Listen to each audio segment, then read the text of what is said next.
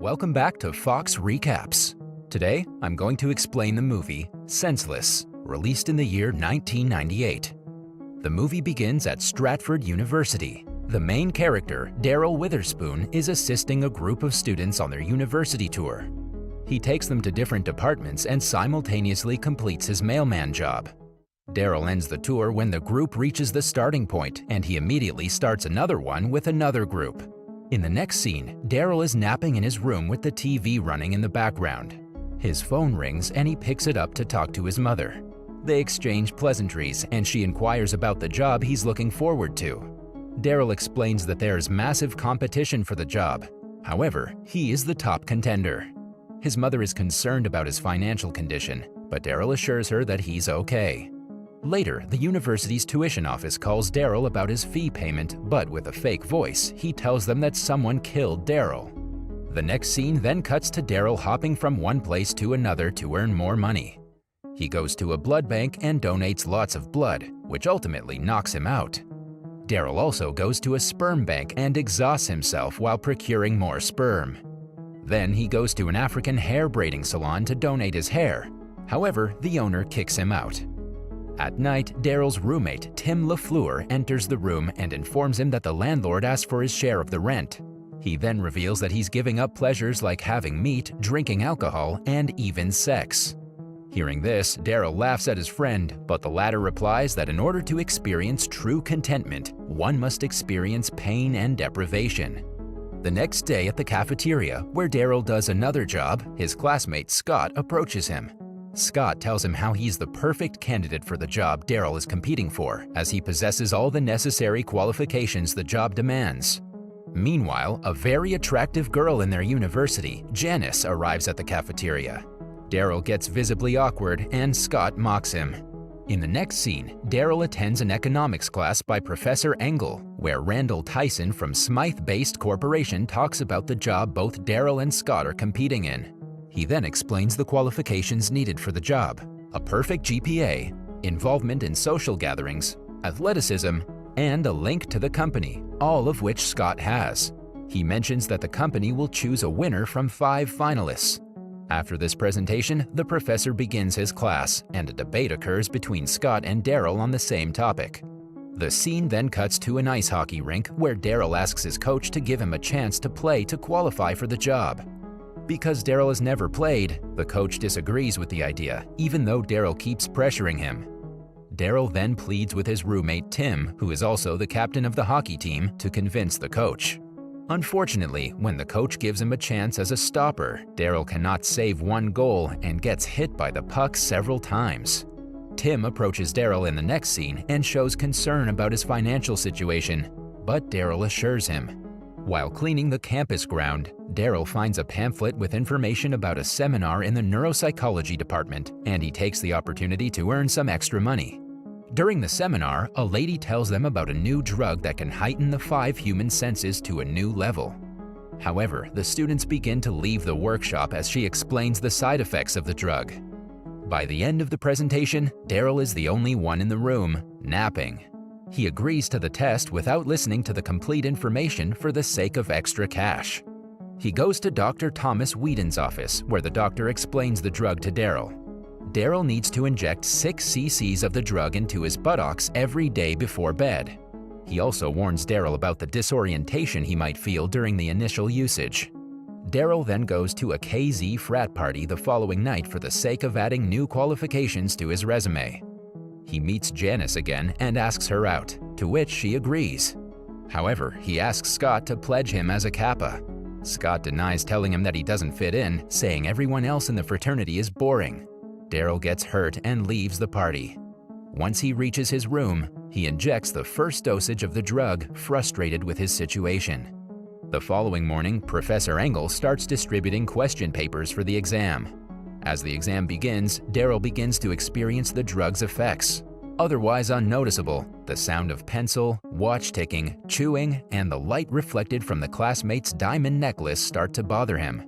He gets visibly uncomfortable as his face expression and body language change. He explodes from all the reactions, and when the professor asks him to stop, he displays Tourette's symptoms. Daryl gets frustrated with the situation and goes to Dr. Whedon with complaints. The doctor assures him that the drug is working and the discomfort will subside as Daryl's neural pathways adjust to the medication. He also advises him to exercise his senses to gain control over them. Daryl is in a bad condition as he cannot control his senses even after blocking those sense organs. He's also disheartened because he could not make it as a finalist for the Smythe-based job. Once Tim leaves the room, Daryl tries to control his senses and can do so. He can now shift his focus from his ordinary sense to his superpower sense. Daryl is a kitchen staff for the university's program in the next scene, where the Smythe-based is celebrating with their finalists. Although he's not a finalist, he uses his heightened senses to impress the panelists. To Scott's dismay, the panelists make Daryl the sixth finalist for the job competition. Later that night, Daryl goes to the KZ frat house and the board members pledge him as a Kappa, even though Scott tries hard to stop it. While celebrating his success, Daryl sees Janice going inside a restroom with her friend Tanya. Through his super hearing, he learns that Janice wants an intelligent, caring, and down-to-earth guy. Once they get out, Daryl greets them and, in an attempt to impress Janice, uses his sense of smell and compliments her scent. He offers to drop her in her room and uses the opportunity to get to know her. When they reach her room, Daryl and Janice make a plan for dinner shortly. Meanwhile, Tim sees Daryl using the injection at their apartment and assumes he's become addicted to drugs. The following day, Daryl skates skillfully and impresses the coach. He also sees a puck flying in their direction and catches it before anyone gets hurt. The coach is stunned and lets him on the team. This time around, Daryl saves every goal, surprising everyone and impressing the coach. The scene then cuts to an inter-college ice hockey match. The commentators express that Stratford University has a horrible history with the game. The game begins with Daryl as a stopper.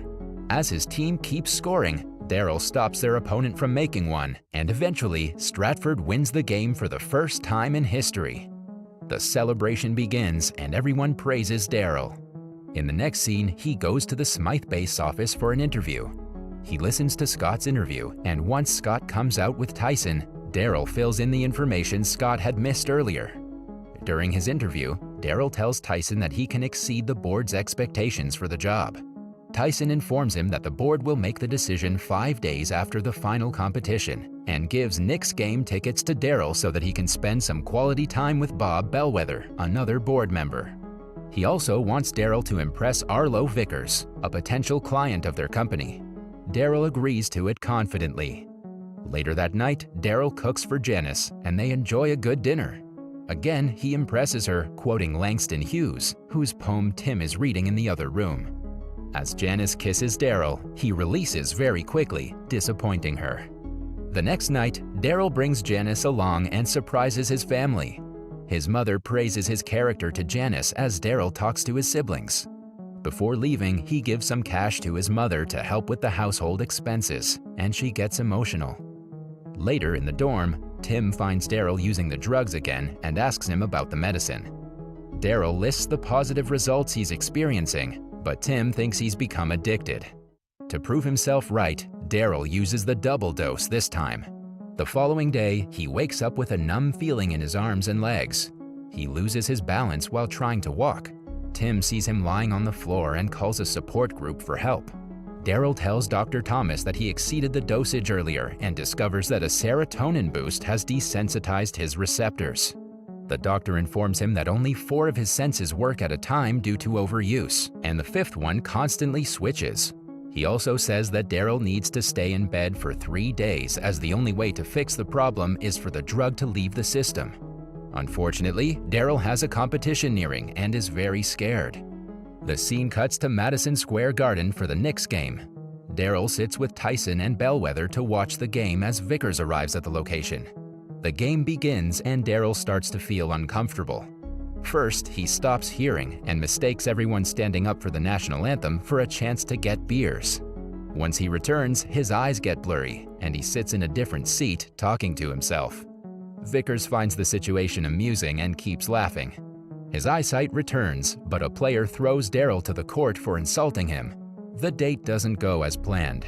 Fortunately, despite the crisis, Tyson informs Daryl that they're still getting Vickers' account as they return from the game. Later, Tim sees a girl going into their room and runs to inform the support group. Meanwhile, the girl Lorraine, Janice's sorority sister, flirts with Daryl. However, Daryl has a problem listening to what she says. When his hearing returns to normal, she starts to kiss him and get intimate. His eyes get blurry. Slowly, his body starts to go numb and he cannot feel anything. Lorraine is disappointed as she doesn't see Daryl getting aroused. As she leaves, Janice enters the room to find Daryl lying on the floor in his underwear. She gets upset and leaves. Meanwhile, Tim brings some medics to the room, but Daryl has already passed out. They try to give him an epinephrine shot, thinking that he's overdosed, but Daryl wakes up before they can. He confronts Tim as he lays out his concerns about Daryl being an addict. Daryl tells him the truth about the medicine, but Tim is not convinced. Later, Daryl goes to the Kappa house to see Scott making a punch. Scott offers him a glass, and he drinks it. Everyone is shocked to see Daryl gulping it down without a problem, as they know it has a pungent taste. However, he ingests it quickly due to the lost sense of taste. Scott then accuses Daryl of being the weakest link for the fraternity. He makes Daryl sit in a chair and hits him with a stick, but Daryl doesn't feel a thing. The following morning, Stratford has an ice hockey match with another university, and everyone hopes that Daryl will help them win again. Unfortunately, his condition derails the game, and they lose. Later, Daryl goes to Janice's room to confess his love to her. However, he confuses Tyson with his daughter Janice when the door opens due to his blurry eyes. Once his eyesight gets normal, Janice leads him out of the room and scolds him for pretending to be a good person.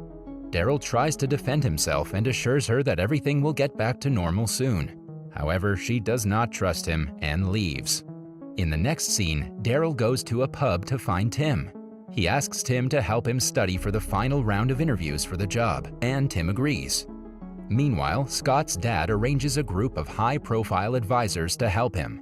Daryl focuses on studying even though his conditions worsen, while Scott treats his advisors like his caterers.